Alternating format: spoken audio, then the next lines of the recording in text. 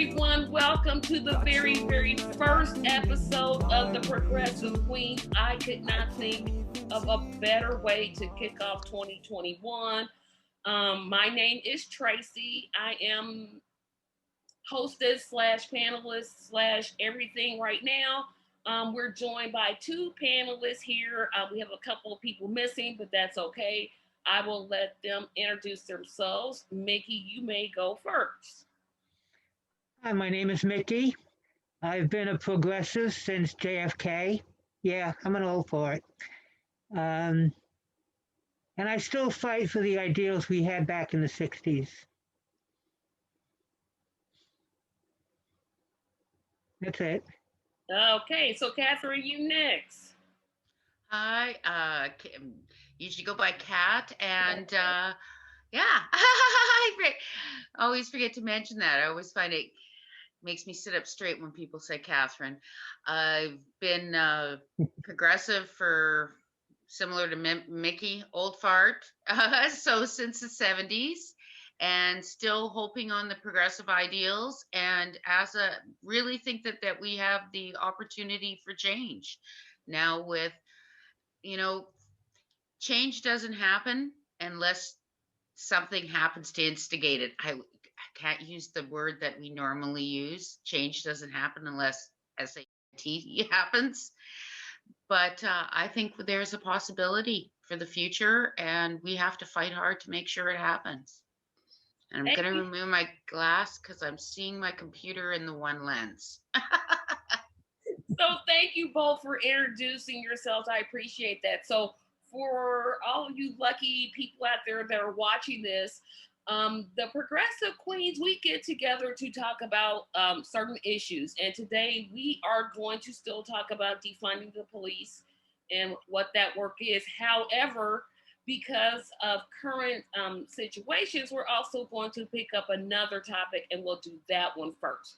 So if you haven't lived under a rock or haven't watched the news or read the papers, or who reads papers anymore, but if you haven't been engaging with the media, we had a situation last Wednesday where a bunch of Trump supporters decided that no, Trump won the election and they were going to basically commit terrorism and go to Washington, D.C. and attack the Capitol. We had Congress people hiding. We had 4 people, I believe 5 people lost their lives because of it. Arrests are still getting happening, rather. So I wanted to get you ladies' thoughts about overall what were you thinking when it was happening? What's the fallout of it? How much of a role Trump plays into it? Just give me your overall thoughts about what happened on last Wednesday that should never have happened. Well, Trump has been fomenting for violence and civil war and riots since he came down the escalator and made his announcement speech. And he's been stirring it up and stirring it up. And on that day, he did more than stir it up. He almost gave a direct command at his rally. And his cult obeyed him. They did as he told them to do. He has fomented their rage for so long, and it came to a head that day. Kat, what about you? And notice I called you Kat. Yes. Yeah. But I'll still step straight. It was devastating. I have to say, watching here from Canada, I couldn't believe what I was seeing. First with the rally, and yes, he fomented that rage. He fed into it. He instigated it. And as far as my perspective is, he gave them the instructions and told them to go and do what they were going to do. It has been, an ongoing for 4 years, pushing. Most of us, I think, saw that what was a possibility. It was just actually seeing it happen, seeing the U.S. Capitol attacked by Americans on the command of this orange Cheeto was just absolutely horrendous. And what I find particularly interesting is the defense now is saying Trump told me to do it. I'm doing it because my president told me to do it. I believe there was that Jenna person, right, that's been interviewed, and she thought she was completely, essentially not breaking the law because she was doing what her president told her to do. And I think that part of with this is where we could our other two guests can tell us, or hosts, is where we would be sitting if the military or the police had also decided to listen to Trump's commands. What would be the state now? Yeah. And yeah, because they had to make it very clear, the generals in this interim, that you cannot obey his orders anymore. So it was one of the worst things I think I've ever seen. I It's think something out of a movie that it was reality, which just seems to be the scope for this reality TV president. He just kept bringing us the worst of what could happen in stark reality. Well, I find it, you all hit the nail on the head in terms of everything, but there's so many pieces to this. One of the main things that I thought about was this is it, and I don't want you guys to take this in the wrong way, and neither of my non-black audience to take this the wrong way. But the first thought I had was, if this were a group of black people and they were protesting, there would be they would never have made it to the Capitol. Tracy, can I give you a little bit of heck here? Yeah, please. You don't have to apologize in advance when you're speaking the truth. Yeah, exactly. And I think anybody that questions the fact, we've lived and seen it. We've seen the Black Lives Matters, how they've come up against them. We saw them with Standing Rock. Like, I kept waiting. When are they going to bring out the water cannons? Come on, it's freezing cold. That's what they did in Standing Rock when they shot water cannons on elderly women. And but no, they just let them stroll. I think they weren't aware of their own Frankenstein, how absolutely out of control it could be. This delusion of white privilege. Not only can we not be arrested for crimes, they aren't crimes when we're committing them. Like, it's just this, yeah. That was the other thing I thought of, because I thought of, not only would nobody black ever get away with this, I thought this is white imperialism versus white nationalists. This is just about, this is not my battle. I don't have anything to do with it. You know what? Go out there and fight your battle, because this has nothing to do with me. I mean, has something to do with me, obviously, because they're affecting our government. But like I said, there's so many parts to this. And Trump, I think they should impeach him. Obviously, they should, because he incited this. But I don't know what good it's going to do. And I say it in this way because I'm breaking this down piece by piece. Impeaching him is one thing, but I don't think the Republican senators have the guts to vote to convict him. Even if that trial is going to take place after the inauguration of Joe Biden, which I thought, okay, why even do it? I mean, we know Trump knows that he created this. There were reports that he said that he expected a higher caliber of protester. I don't know what he meant by that. I don't know if he thought they were going to show up with tea and crumpets and just sit there and have like a round of golf. I don't know what he thought he meant. I heard what he said. But the thing that I think that concerns me the most is that it appears, and I want to say allegedly for anybody watching this, it appears that there were police officers and Congress people that had a huge role in this. And that frightens me more than the fact that somebody in Timbuktu, Alabama decided to get on a plane and protest. No, I'm sorry, they did not protest. What they did was terrorism.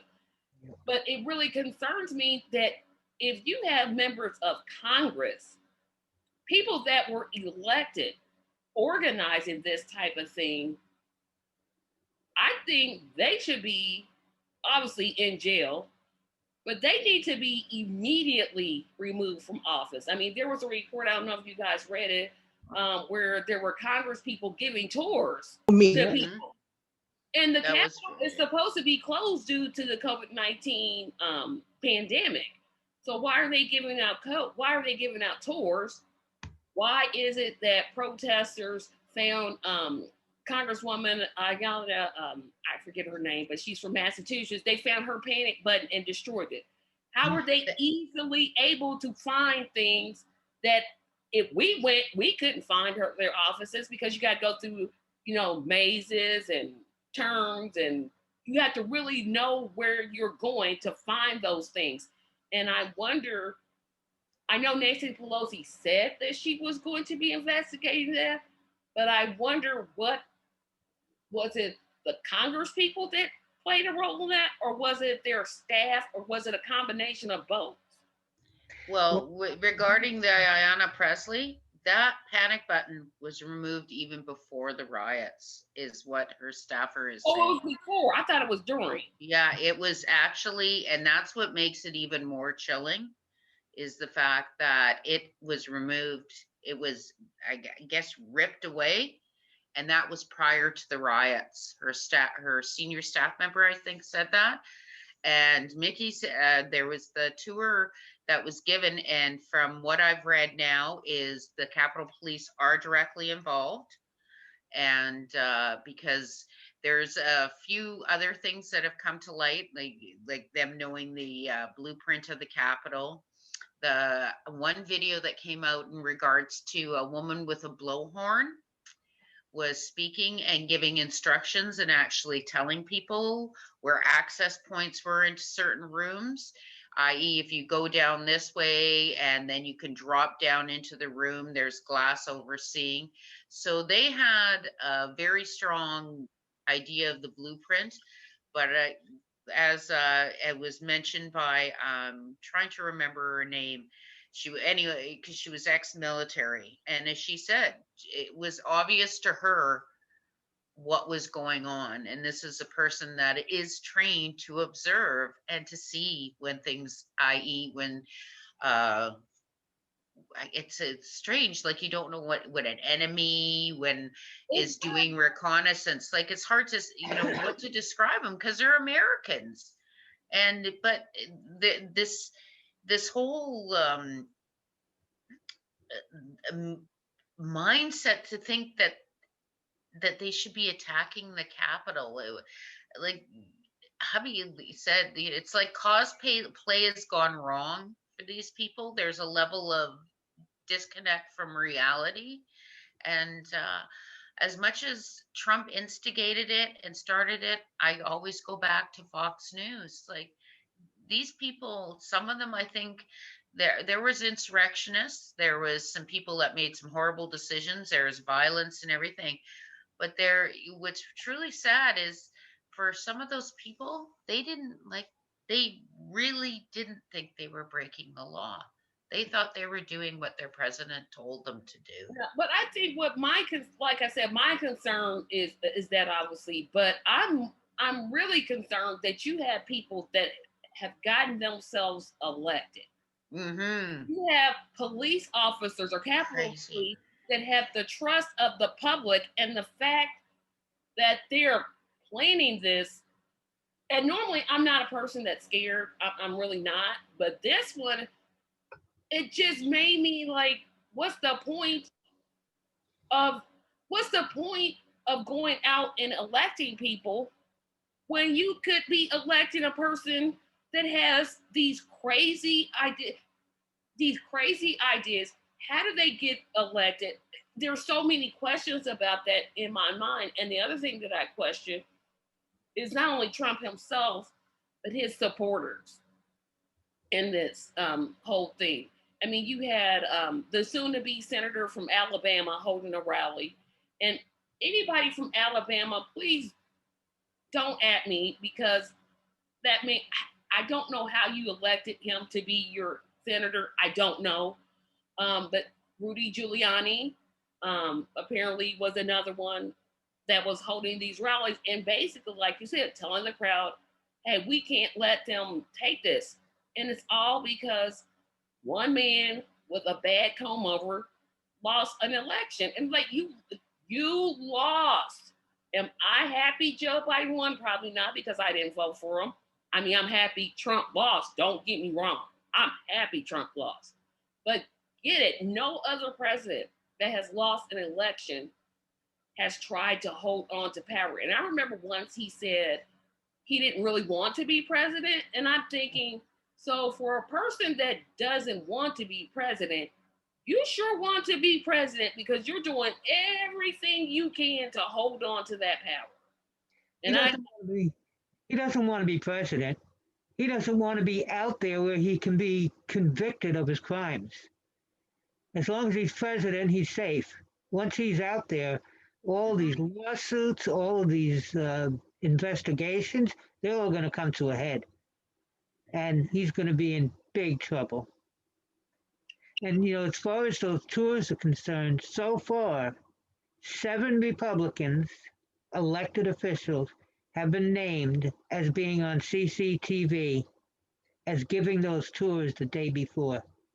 Tours have been canceled for the past 10 months. Suddenly, the day before, 7 Republicans so far were giving tours the day before. And the FBI announced they warned all law enforcement for weeks ahead of time.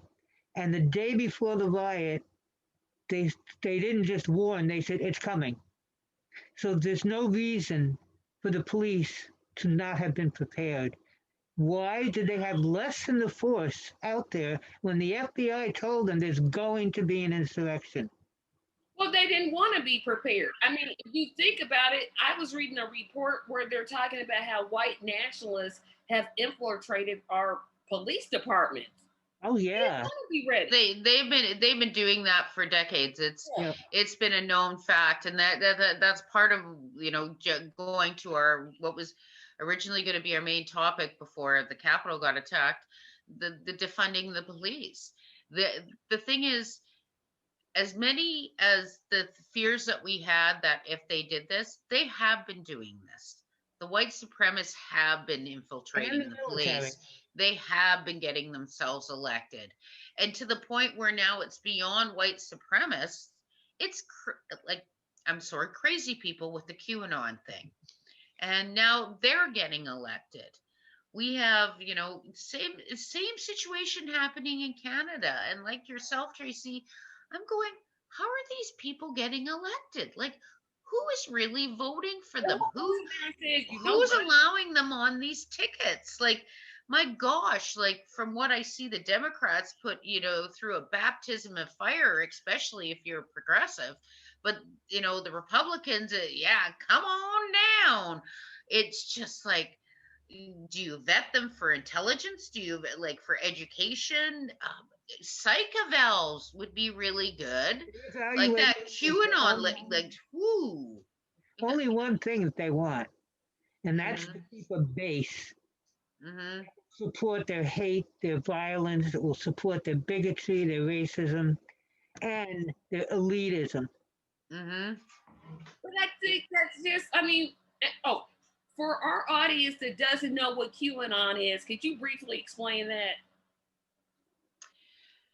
QAnon is a conspiracy theory that was started with the first came out that there was a deep operative in the US government that was trying to get information out to people, and what it is essentially, and I'll say devolved into, is a group of stories being exchanged, conspiracy theories that Democrats in California most particularly are essentially vampires taking blood out of babies. They're involved with child trafficking. They're involved in all these horrendous acts, and this cabal has taken over the government and have been doing it for decades, and Q is finally going to expose them.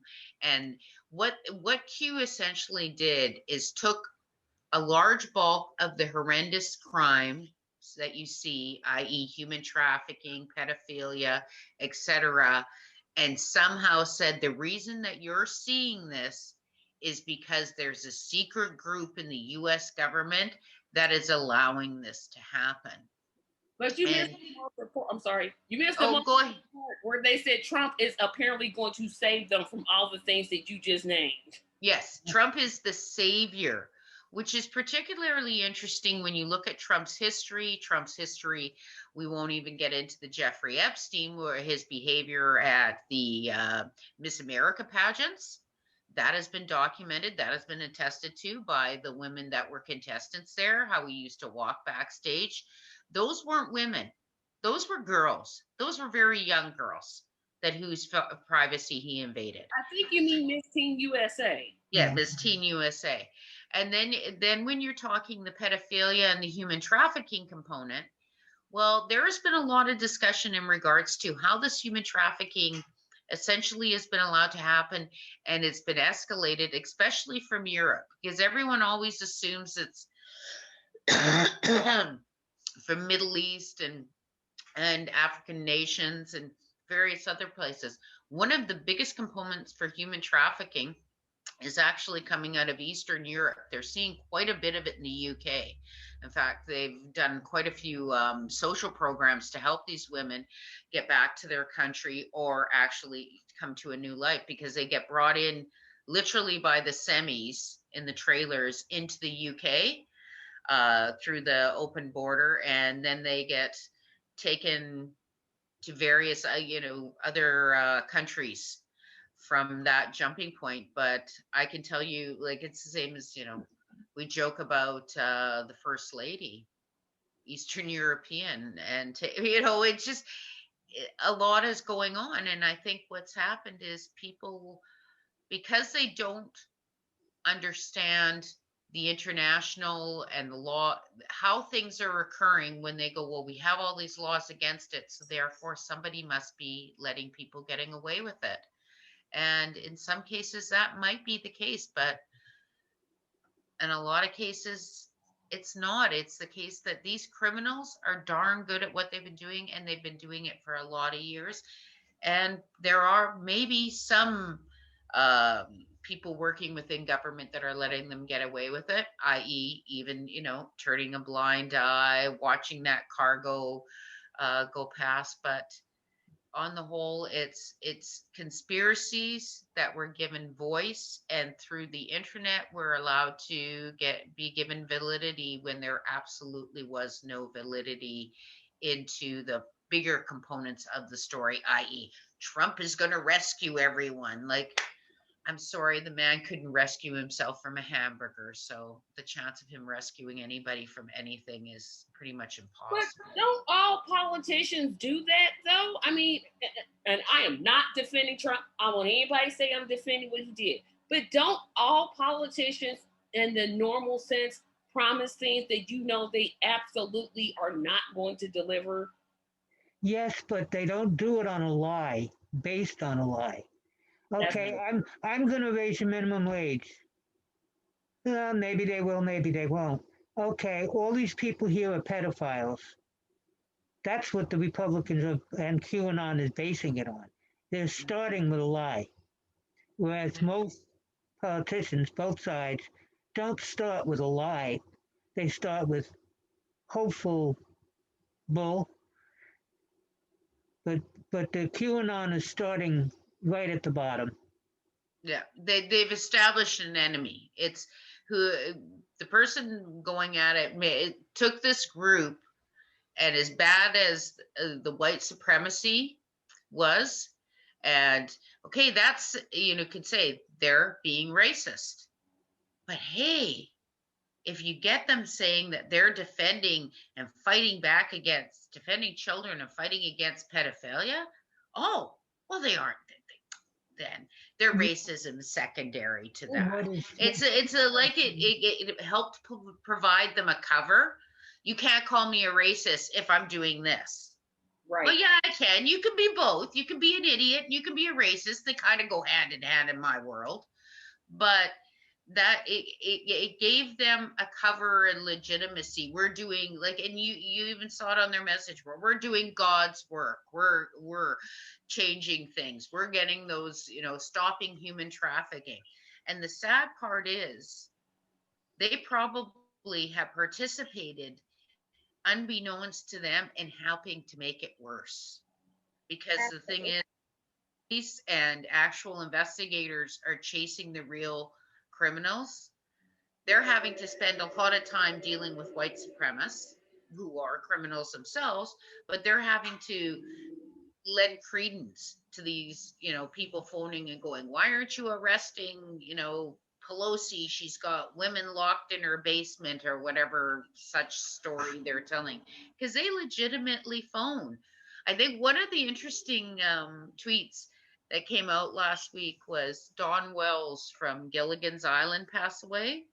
She was Marianne was Dawn Wells, and Al Franken did a tweet, and he said that he, on a plane ride with Dawn Wells years ago, Gilligan's Island used to have the Coast Guard visit them at the set, and the Coast Guard told the Gilligan's Island people how that they used to get numerous phone calls on how they should go and rescue those people. Okay, this is Gilligan's Island, and there was a bulk of Americans that believed that those poor people on that island needed, and not only did they believe it, they believed it enough to phone the Coast Guard to go and rescue them. And I think, we're down to, this is reality and this is fake. Well, at that time, when there seems to be a chronic illness with not separating the two.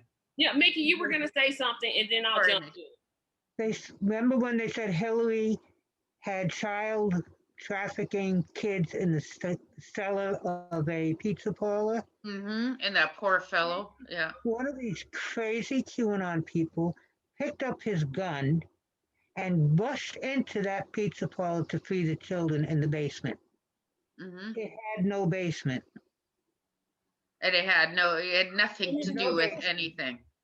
So, I mean, that's how dangerous they are. He ran into a business brandishing a gun because he believed there were children being held captive in the basement. Mm-hmm. And you wonder, did Trump know who he was talking to? On one level, I think yes. He knew he was talking to people who would believe anything he would say. But I don't think, and maybe I'm wrong, I don't think he thought they would do this, what they did. I don't think he thought that they would go to the levels they did. Now, yes, he fed the monster. Yes, he put those seeds of doubt, talked about the election not being fair unless he won. Yes. But I don't think he really expected people to actually come to Washington, D.C. to make a ruckus like they did. I don't know how many people were there, but I just wonder, did he know what he was creating, or did he take advantage of what, and I know the answer to this, but to me, he was taking advantage of what was already there. These people were already unstable. They were already feeling like they didn't, He had to know. They've been tracking his rallies since one, and every time he has a rally, after it's over, hate crimes increase tremendously in that town. Absolutely. Now, we've known that for 5 years. Can't tell me you didn't know. I mean, and I think the thing that scares them the most is the browning of America.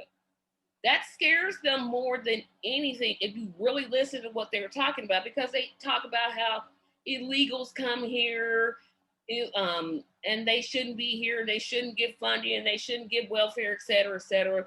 They talk about how Black people commit crimes and et cetera, all these things. And it really gets down to the root for me is how scared they are that America is changing faster than they thought. They thought this change in terms of the racial identity would be like 2050, 2045. And if you have two pairs of bad eyes, you can see, well, that's taking place now.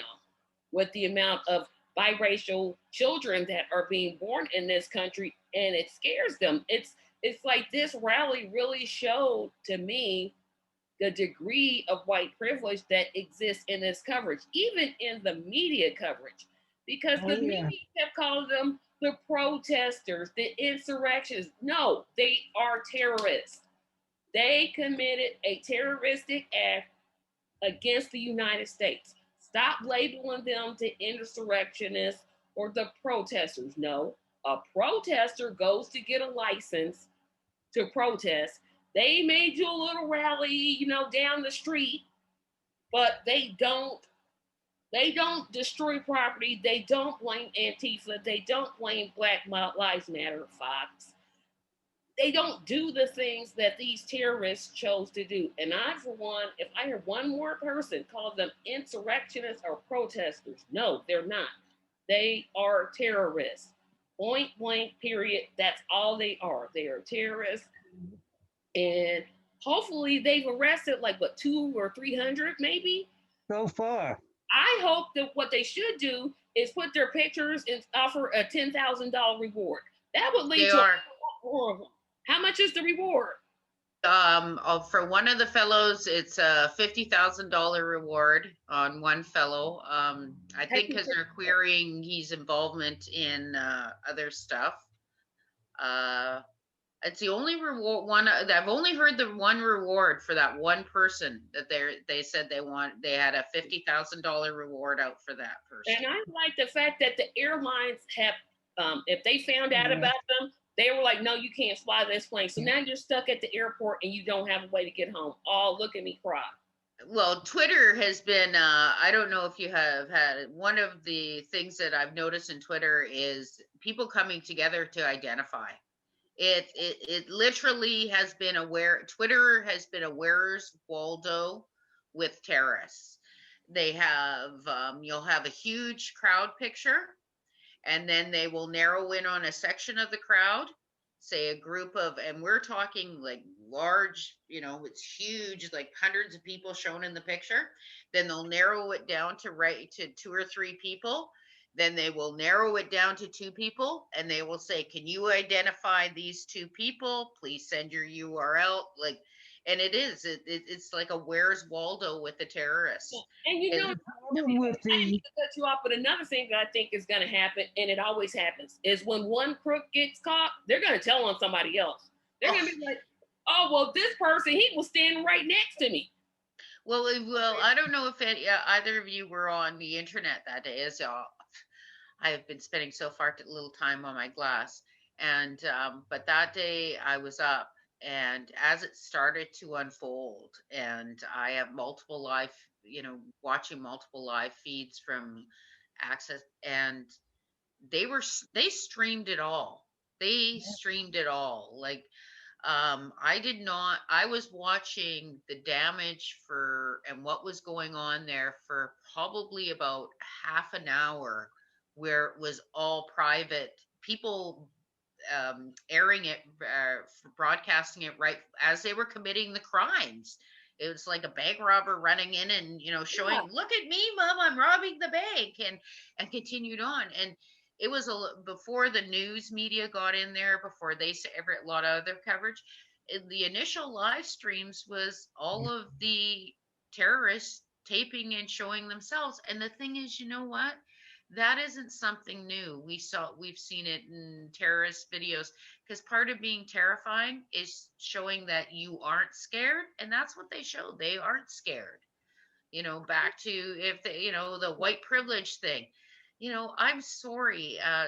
Even as a person that's protested for 30 years, there is no way I would ever consider going up against another nation's capital unless I accepted that I was going to be ending my life. Like, I think a lot of them did. Like that to me. That was their rallying cry. That was their rallying cry. They were prepared. If you listen to what they were saying on those live streams, some of those people were prepared to die for Donald Trump.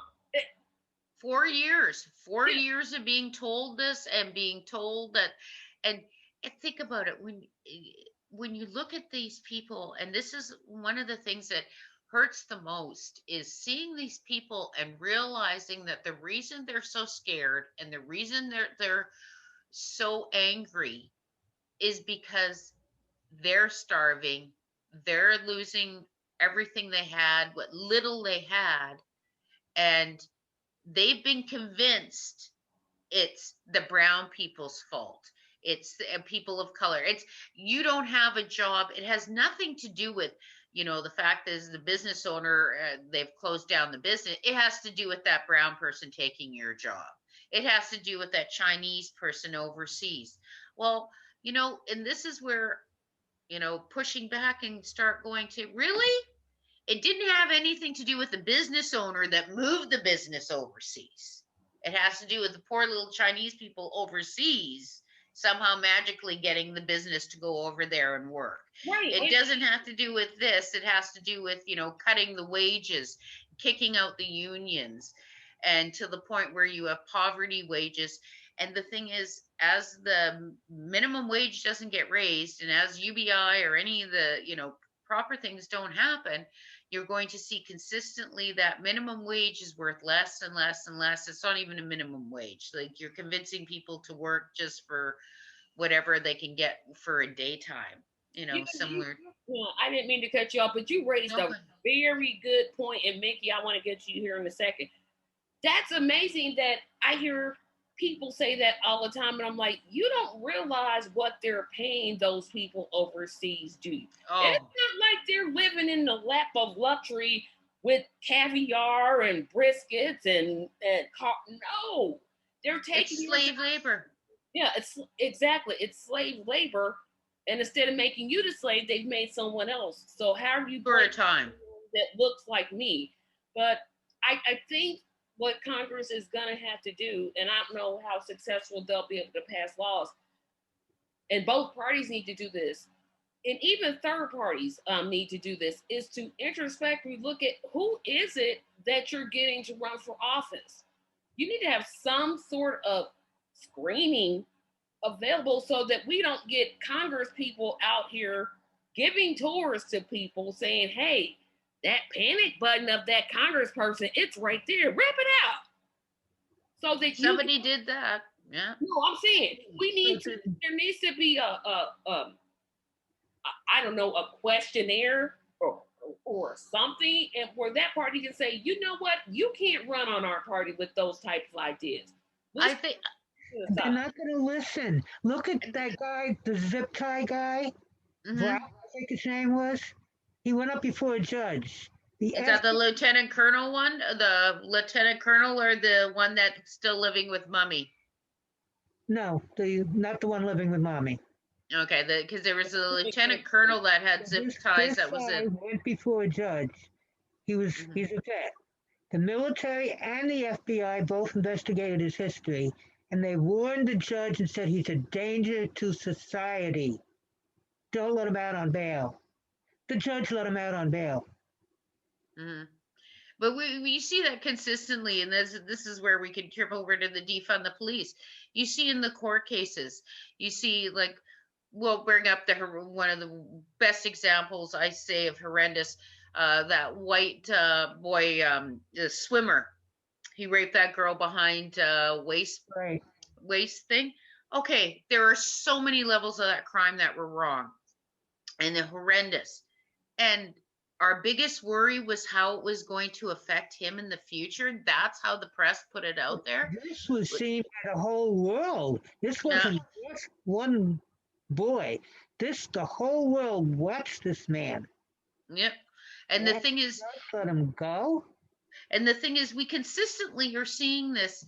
We still have Amy Goodman, who covered journalists getting attacked, journalists getting incarcerated, Black people, people of color, Indigenous people. We all go to jail and we don't get bail. Yeah. And that doesn't happen. And the thing is, and I remember asking, I said, well, why wasn't there bail? And they said, well, we'll assume they can't afford it. I said, that's a pretty poor assumption, because I got to make sure somebody's damn well writing a check. So there's this whole, the judicial system, there's the white judicial system, And then there's the people of color, Black, Indigenous. It's two complete systems. And I can tell you that from walking in dressed as a white woman with my hair, looking all the part. And then if I walk in there and I've got my hair in a braid, you can see it. It's ingrained. Why? Because, well, for a good example, in Canada, we couldn't get a good enough judge, so we imported white one from South Africa. White in South Africa, and he's getting close to his 80s. So what was his earliest jurisprudence doing? He was locking up Black people. And for some reason, we thought he should be a judge in Canada. In the US, it's the exact same. You have people rising up onto these benches and becoming judicial decision makers who not only do they not look at the aspects, they do different aspects of a case. The laws are written that way. Look at Yep. who smokes crack and who snorts powdered cocaine. Yep. The first offense for both is 5 years prison, mandatory. Mhm. But it's for 5 grams of crack, 500 grams of cocaine. They're the same thing, basically. And Well, they are. the point is, the rich white guys use the powdered cocaine. Poor Black guys use crack. Exactly. They talk about all the drugs they find in Black neighborhoods. It's well known that on Wall Street, powdered cocaine, I mean, it's like walking through a snowstorm. Do the cops ever patrol there? Nope. No, they do not. And I think, we did ease into that topic really well of defund the police, because it was amazing when the terrorists were attacking the Capitol, that someone, and I'm not going to name the network because I don't even want to give them advertisement for saying this, that we need to stop talking about the defund the police. This proves that they need more money. And I'm like, are you serious? Are you seriously saying that? I got so angry at that comment that I literally turned it off. And so I think, I don't know if it'll realistically happen, but we do need to take a look at our policing system and our judicial system. And again, we need to talk about the fact that white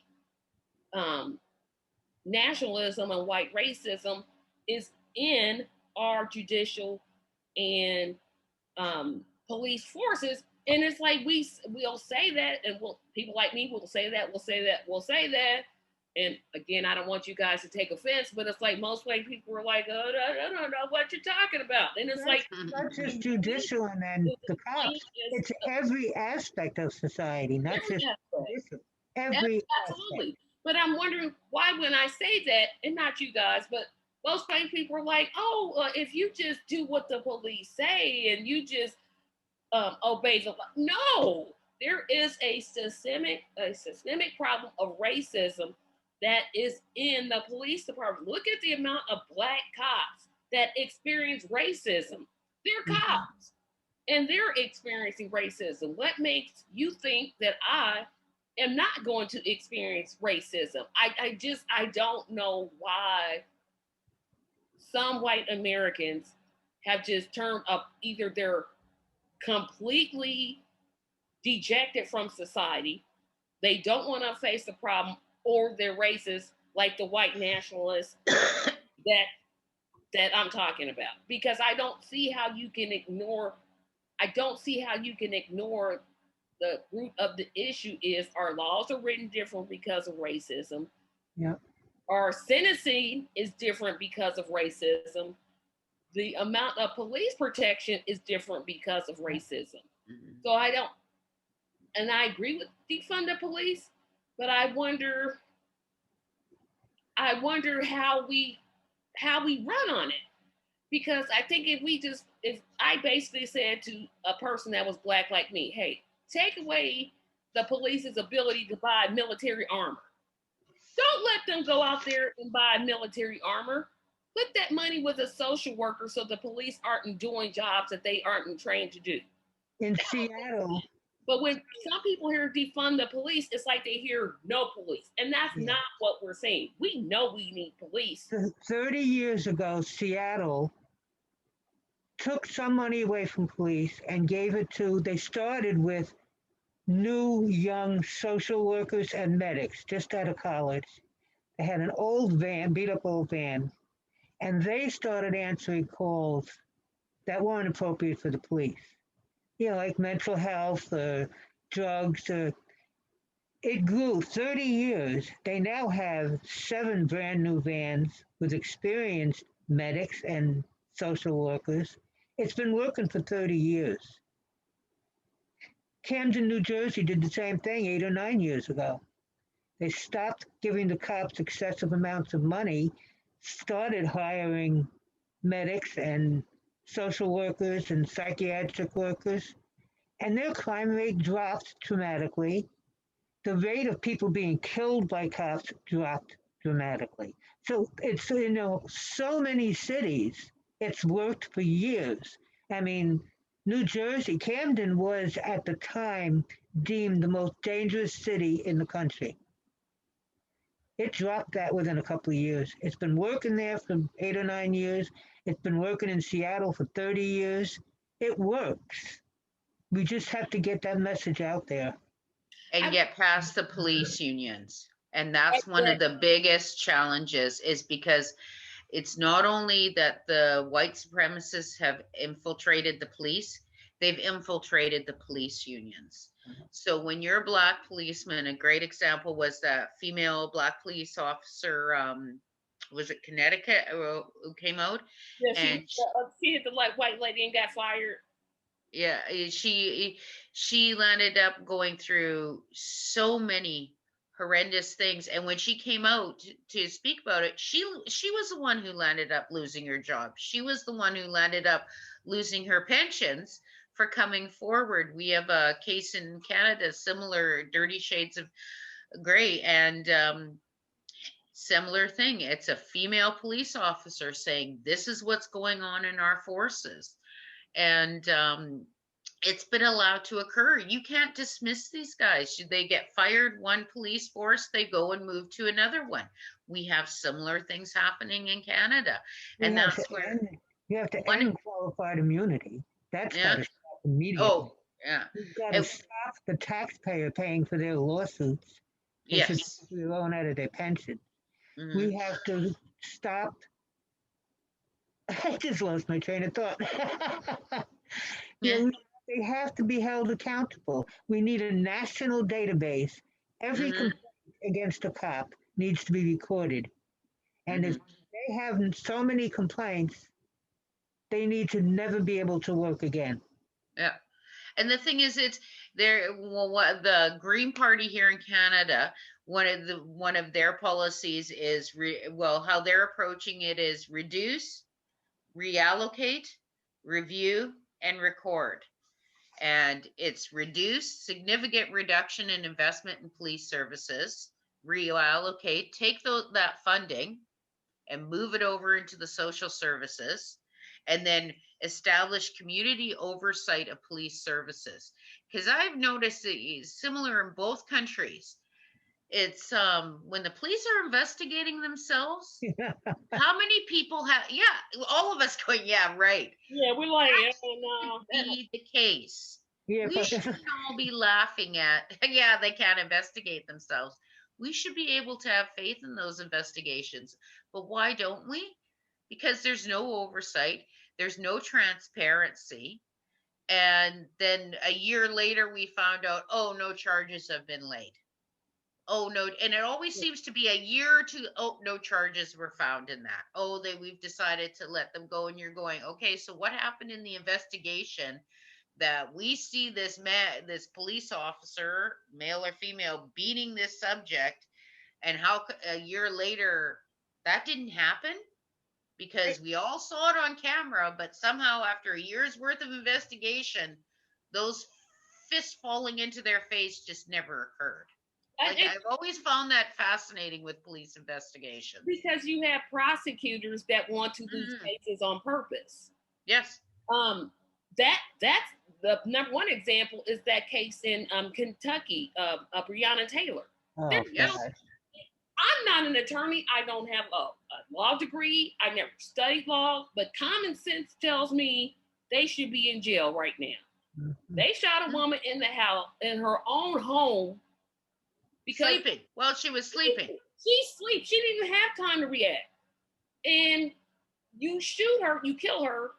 Then you want to charge her boyfriend with defending his home, and you get a prosecutor who's like, okay, whatever, and doesn't bring witnesses together, and who's African American. I did not mention that part.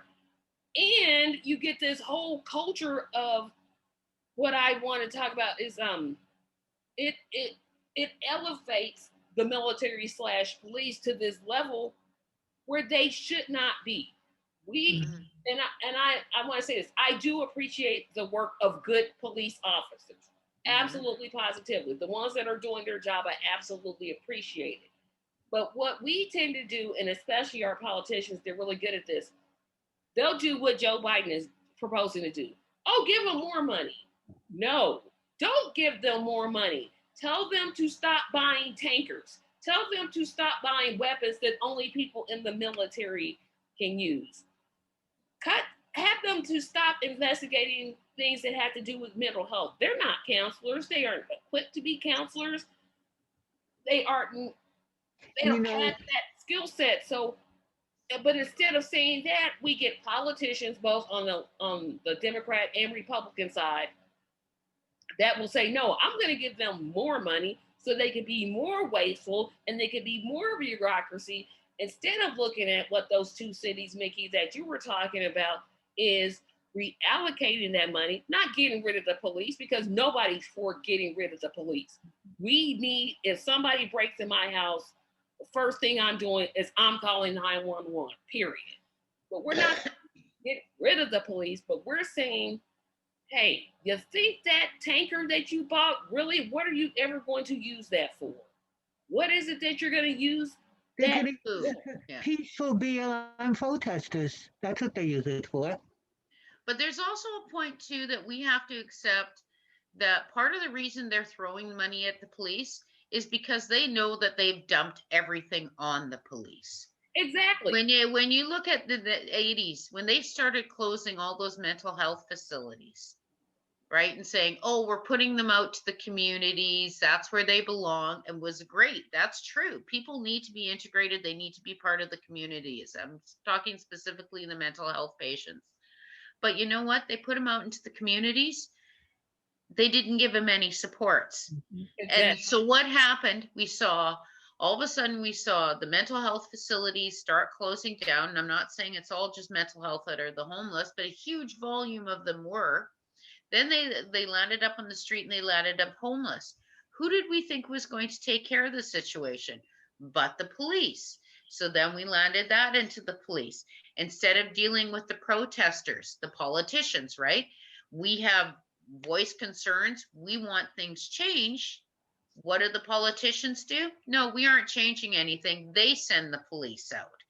That's the thing, is the police have been used for the dumping ground, the battering ram, until finally, they've evolved into this,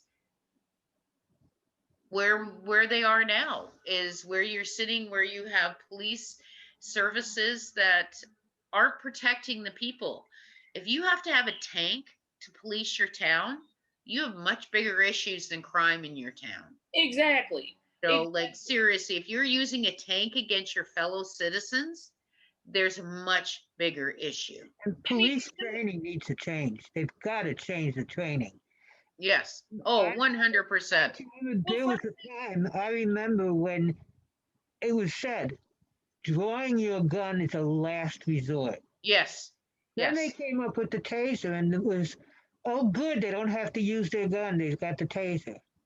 Mm-hmm. Where the hell, I'm sorry, where were the tasers last Wednesday? They didn't use them because you can't use them on yourself.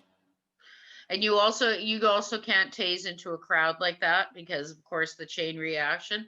But how are the tasers any better in Canada? What we watched, how many RCMP execute that poor man that came over from Europe in the airport in an enclosed room. They all decided it was a good idea to disload. We had another child, 14-year-old boy killed, taser to death in Canada. The thing is, it's the training again. They don't even know how to use the tools they have. They don't know because, and there's the vetting. We go back, as you mentioned before, Tracy, about vetting people. We need Exactly. to vet these police. Exactly. You know what? I have had family members on the police side, and I've had family members on the criminal side. I love and respect both sides for who they are in my family. But the point of the fact is, we are asking people to carry guns in a society and take action, and we give them no training. We have no vetting for them. There isn't I hear time and again, there's no psychological profiling for any of these, right down to even having polygraph tests. Are you a criminal, or are you, have you ever acted in criminal activity? We're essentially teaching them how to shoot and kill and not be police. They aren't policing. They're becoming hired killers. To police something means you're controlling the situation. Well, let's think about what the minute you draw your gun, you have lost control. These guys are running around with their guns all over the place. They aren't in control at any point. Yeah, They've already decided that Jacob Blake, 7 gunshots to his back from inches away, the cop is innocent. Tell me something. Where's the baton? He couldn't hit him across the back with the baton? Yeah. Got him 7 times in the back. With another cop standing right next to him while he did it. So 2 grown men couldn't stop one other man from getting to his car. They had the opportunity when he walked all the way around his car to take control. They had opportunity when he all opened his door, and the only thing he did was grab his shirt and then empty his gun into him. I am sorry. That is just, there's no defense. He did nothing wrong. But guys, you got to think about this. What was the police formed for in the first place? The police were formed to capture slaves. Yeah, America. Yep. Let's get that right off the bat. America. Yep. The police were installed to capture runaway slaves, and I'm not going to call. Let me not call them slaves. They were formed to capture people that got tired of being beat up on. And in Canada, the RCMP were formed to get rid of the Indigenous people because they didn't like it. And that's, it's the same thing. I say that because we have to think about the original intent of the police. We don't have, now I live in Indianapolis. I don't think that they have background checks on police officers. I'm pretty sure. I mean, do they have a felon? Do they have like history of domestic violence? But we still have several cops over the past 5 or 6 years have gotten fired because they had a DUI, or they were charged with charged with beating their spouses. But we don't have, as far as I know, psychological checks. We don't have where they could just, a board of independent people who aren't police to go in and check these social media accounts and see, hey, was this person in the KKK? Was this person taking place in Nazi activity? Is this person prone to violence? We don't do any of that thing. And it's like you said, Kat, we train our police to kill. And if that's what we're training to do, they're doing that job well. I mean, they're doing that job the way they were trained. So when I hear change training, I'm like, no, we need to change the vetting. We need to change the training, but we need to change the vetting of police officers and those who serve in the military. We don't need people who have severe mental impairments. They need treatment. They don't need a gun, period. The thing is, we start from that point, if we start looking at it from that point of we're actually not just we have to increase the police force. No, we need better police. We don't need more police. We need better police. You know, one of the things that drives me nuts is, and it seems like something simple. When I'm downtown, prior to the pandemic, when you'd be downtown walking around, you would see police driving around in their cars with their windows rolled up. This is the summertime. Okay, so as I'm walking, I'm thinking, you know, you have no interaction with the neighborhood. You're not talking to the community. You're driving around in your car, listening to the chatter on your radio. You aren't interacting. You don't even have your window down. So I could be, you know, down some back lane screaming my heart out for help, and you wouldn't even hear. That's what I mean. They've created this isolation, separate bubble for the police. It's the same as, you know, they've stepped away of having them community policing. I don't know, Mickey again remembers. I remember beat cops. I remember cops walking like in Winnipeg, and you know, it was probably a challenging job, but at least there was some integration. It seems not only did we allowed racism, which was already systemic within these police forces, we've added another layer on. You aren't part of the community. You aren't part of the community at all. And then we separate them. And then part of that separation is we give them the qualified immunity. If you commit a crime, you don't get off, you don't have to suffer the same consequences as somebody else because you're a police officer. It used to be if you were a cop in a town or a city, you had to live there. Now they get a job in the city, and then they go home at night to the suburbs. So they don't even know the people of the city that they're working for. Mm-hmm. Yeah, and we all know that if you have better economic economies or better economic situations, that crime is lower. That's just the simplest facts. If you have more jobs, you're going to have less crimes. Mm-hmm. So another way to defund the police, instead of giving large corporations, and I won't name them because I won't give them advertising, money to build buildings and then leave 5 years later, why not invest in, you know, Jamal's barber shop that's gonna bring, you know, some sense of money staying within that community to better that community. That's another part that I think that the whole defund the police movement has ignored is we need our city tax dollars to go to small, and I mean small businesses, and not huge billion-dollar companies, like I said, that build these large, massive buildings, and then 5 years later they're gone, or large corporate banks that disappear from neighborhoods that really do need banks. We need to look at that too as a part of defunding the police, because like I said, if you have a better economy, your crime is going to be lower. But the thing, that's where they've decided, the powers that be, and I'll say the corporations, have decided it's better off doing it the way that they do. They'll export the jobs to overseas to where they can use forced labor and prison labor. And that's the thing, is a lot of people, like we said at the beginning with China, is a lot, you know, what are they paying those people?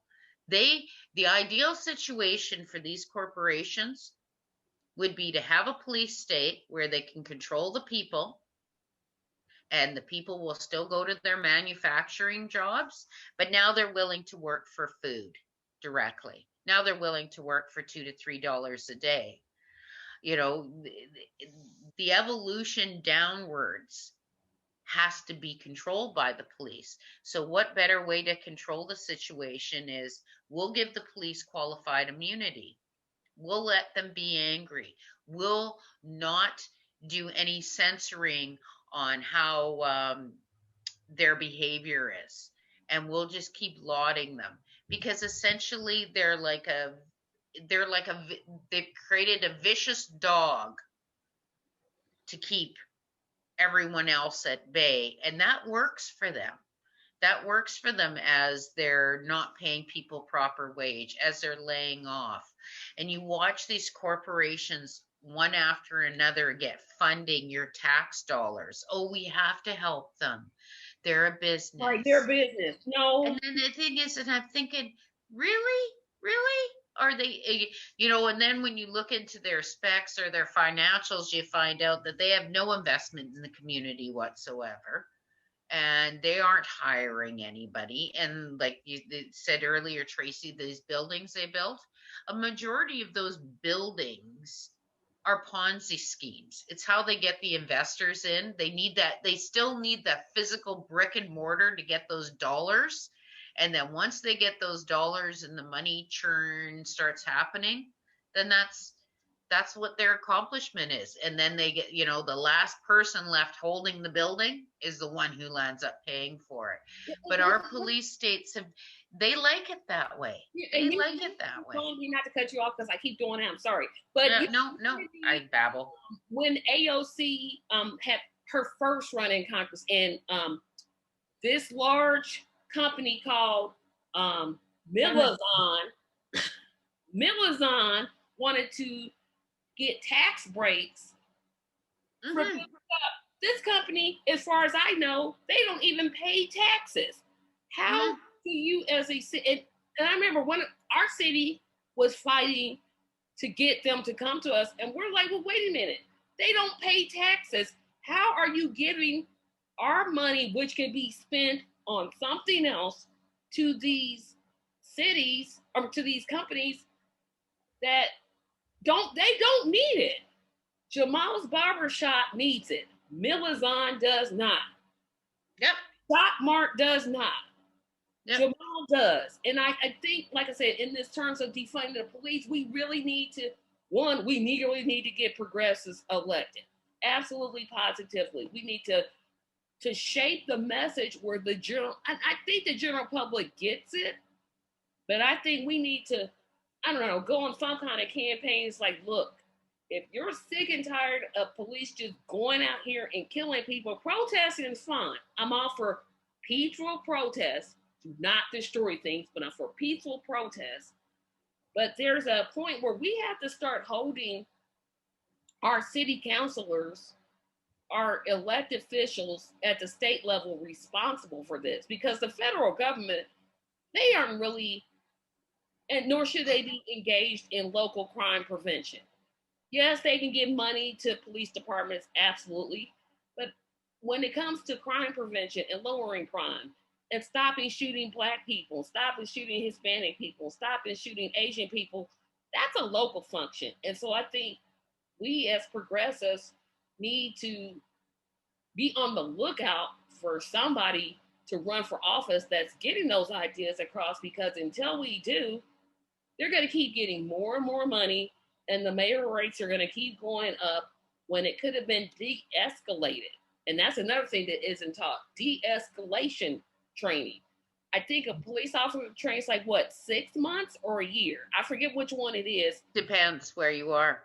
Depends. But it probably needs to be a 2-year training process, at least 2 years, to do that. So we're going to need to sit around and think about how are we going to get progressives, especially progressive women, elected to get this change, because until progressives change it, it's not going to do anything, because the two-party system, they're not going to change it. It benefits them too much. They get money from this corporation and that corporation, and so their allegiance is a tie to their pocketbook.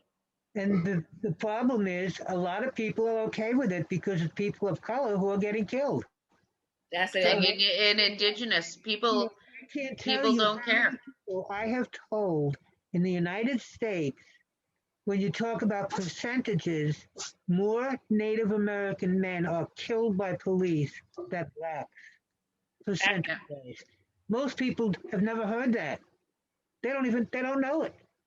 It's the same as one of the things that they've been allowed to do in North America that a lot of people don't realize is because we essentially they placed us on reserves and they sequestered us away. When they go in and do those when they go in and deal with policing, almost always someone dies, and it's almost always an Indigenous person.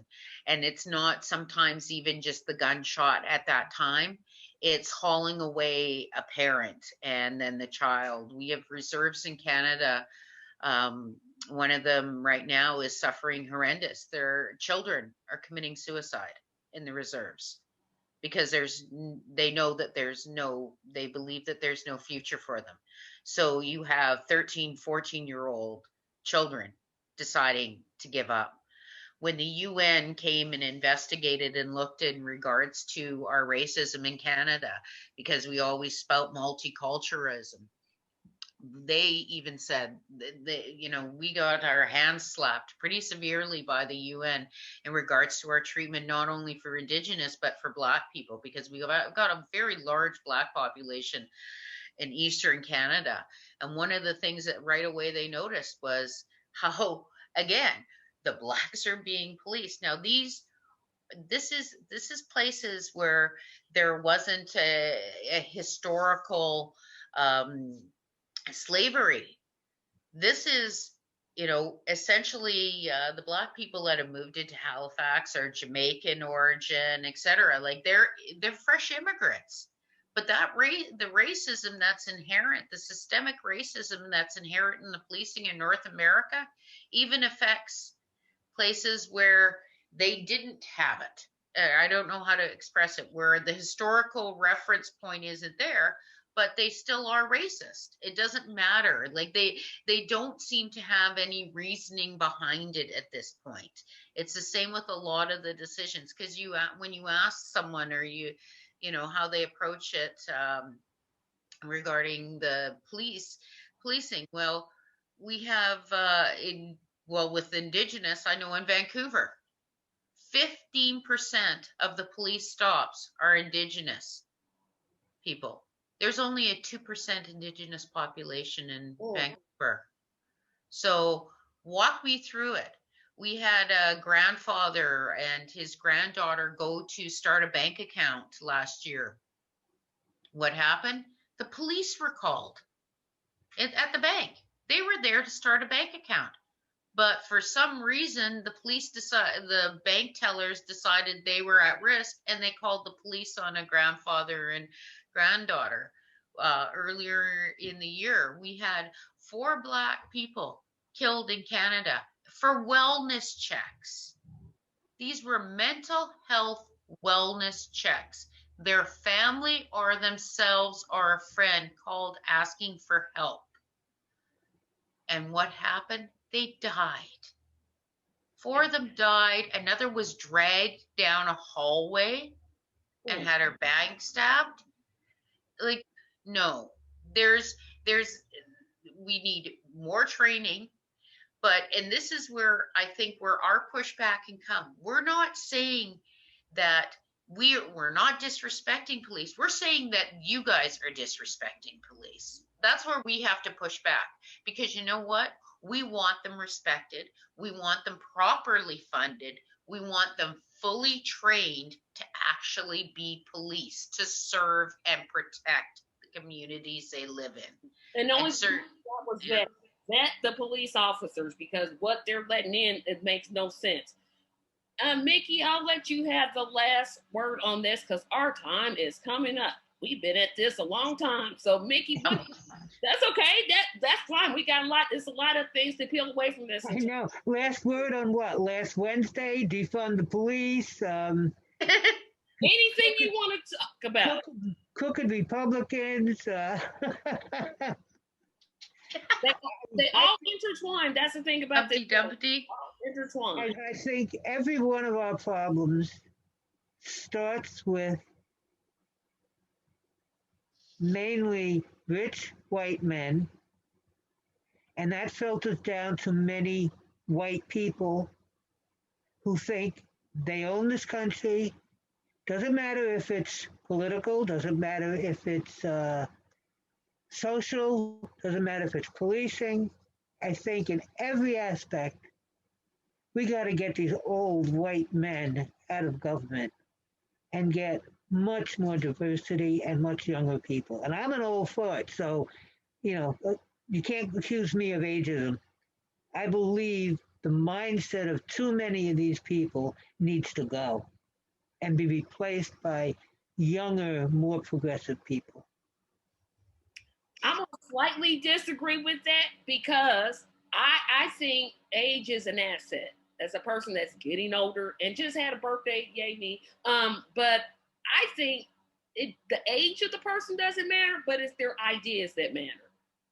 True. I will always be a fan of Bernie Sanders until unless he wore a blackface. That would be the only way that I would stop being a Bernie Sanders fan. And he's what, almost 79? I look at him. No, I agree. That's an older person I can support. So I don't have a problem with the age of the person. I have a problem with their ideas. And we need to. I agree. We do need younger people to. I too have been a Bernie fan. Bernie fan for many years because I'm not far from Vermont, and I used to have friends in Vermont, and they loved him when he was there. But I'm also ready for Bernie to stay in the Senate as long as he wants, and let people like Nina Turner take the reins. For it too. I just wanted to make sure that we all knew we're definitely not ageist. So I want you guys to stay on here for a couple more seconds after this. Audience, this is what you're going to get with the Progressive Queens. We're going to have a whole lot of discussions. We'll try to randomize it by topic. But as you can see, we go off on other topics, and that's okay because, again, they're all intertwined. I definitely want you all to like, share, comment, subscribe, and please support me on Patreon. We'll see you all next Tuesday after the inauguration of our 46th president, unless something weird happens. So I thank you all for watching and have a great day. Bye-bye. Shut the f*** up, what's with all the commotion? I lied to you,